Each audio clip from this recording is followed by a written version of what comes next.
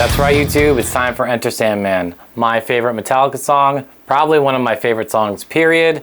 This song is just crazy good, every part of it, fun to play, not so hard, so I think even beginners could have a fun time playing some of this stuff until you get to the lead. Some of that stuff's a little bit more complicated, but it's still a super fun song to play. I might have to break this up into 2 videos depending how quickly we get this stuff done, so let's get going. Alright, so one very common mistake that I see people make on this entry riff is they look at the tab and it says to play this G right here.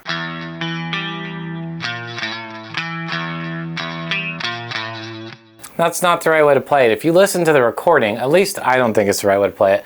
If you listen to the recording, that G rings. So I think they're playing an open G there that goes.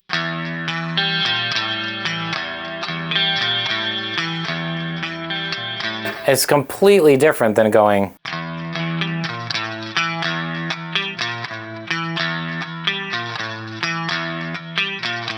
Alright, so that riff. You're going to start with an open E. Put your ring finger on the 7th fret.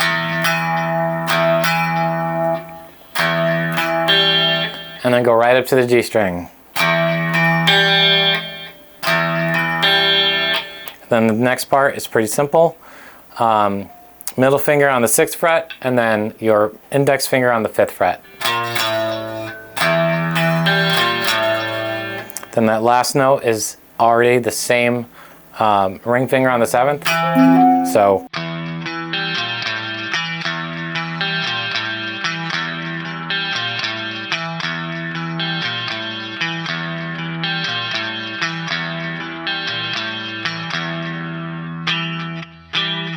One of the things that makes this song so awesome is the rhythm, how they're playing just this chugging E, and between the melody of the voices and everything else that's going on, it's just sick. So right after that clean intro, you're going to go down to this B on the A string, and then the rest is just chugging on the E.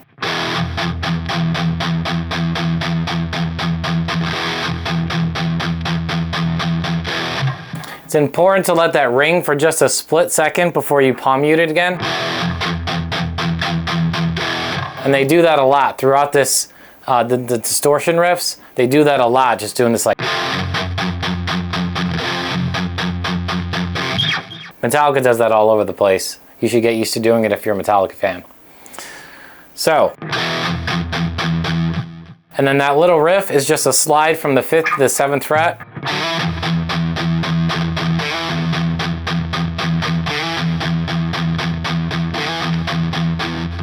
And then they switch to this.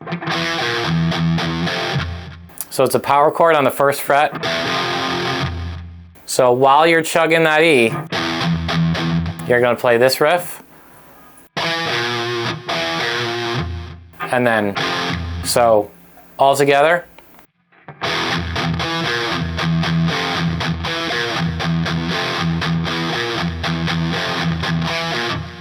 So this intro distortion part has 3 different pieces to it. The first is just doing that opening riff that slides on the A string from the 5th to the 7th fret.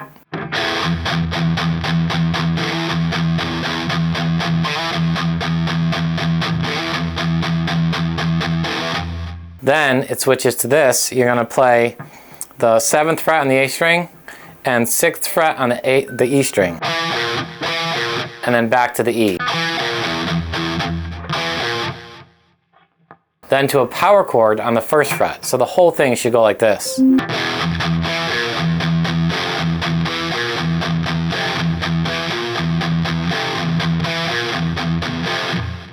going to slow that down.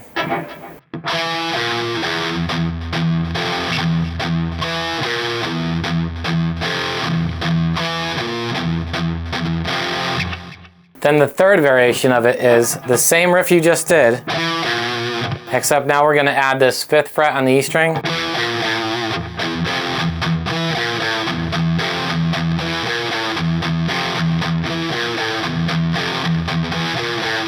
And they do that all the way up until the drums kick in full and you just go.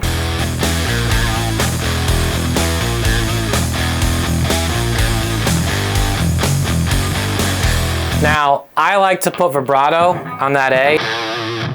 It just sounds awesome with, and Hetfield does it all the time too, so does Kirk Hammett.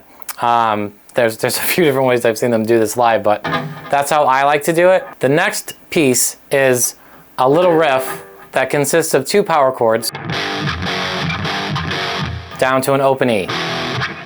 So I'm gonna play the riff and then we'll break it down.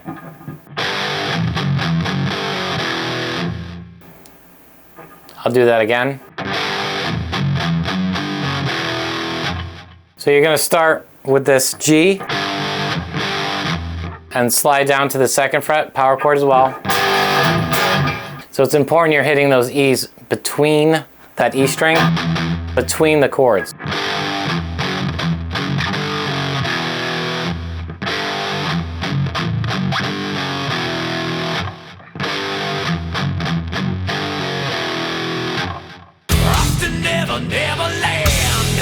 Now we're up to the verse, which is probably the easiest part of the song. They just chug this E, and they throw in this F.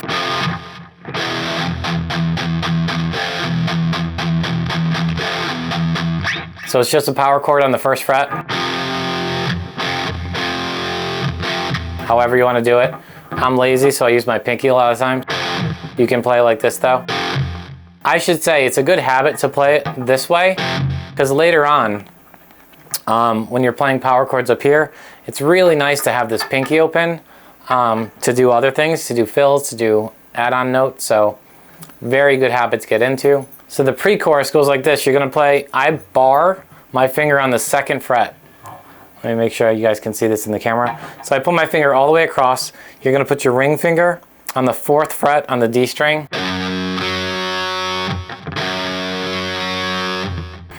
And then the next note is actually on the 2nd fret, but you're already grabbing that because your finger's there. So you're gonna play this 2nd fret on the E.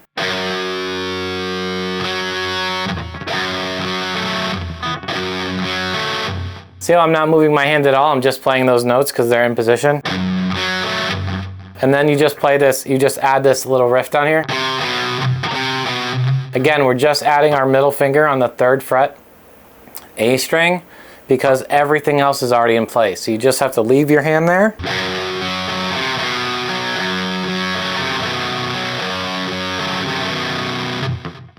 I'm gonna play that slow.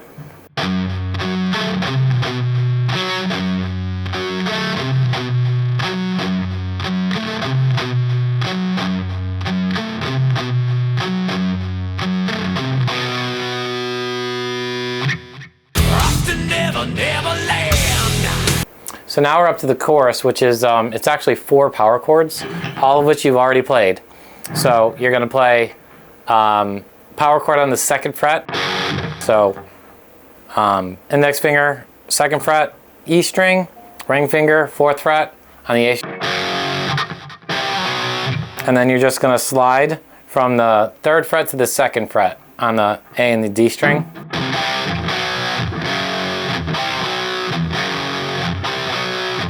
Then he goes to this E again.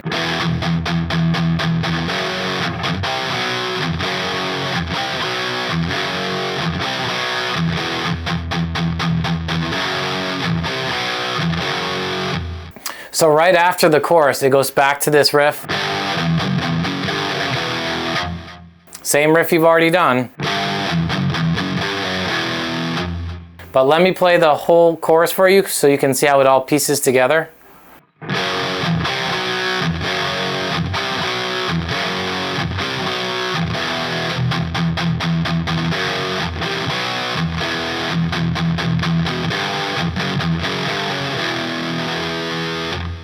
And then it goes back to the main riff.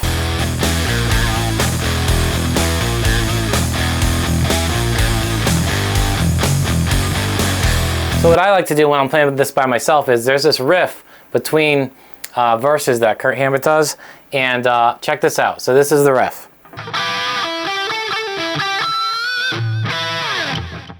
And then he slides down to this, and that goes right into the verse.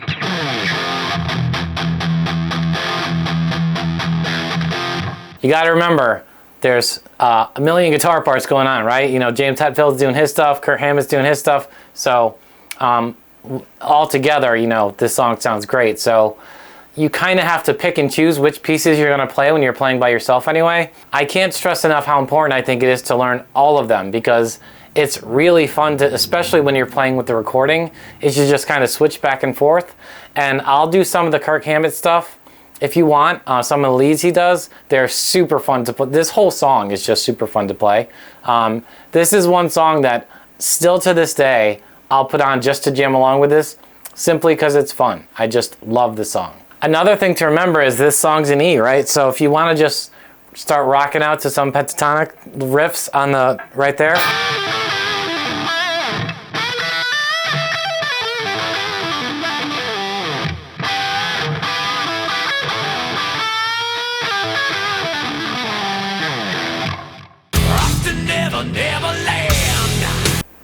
I think that's all I'm going to do for this video. I'm going to make a part 2.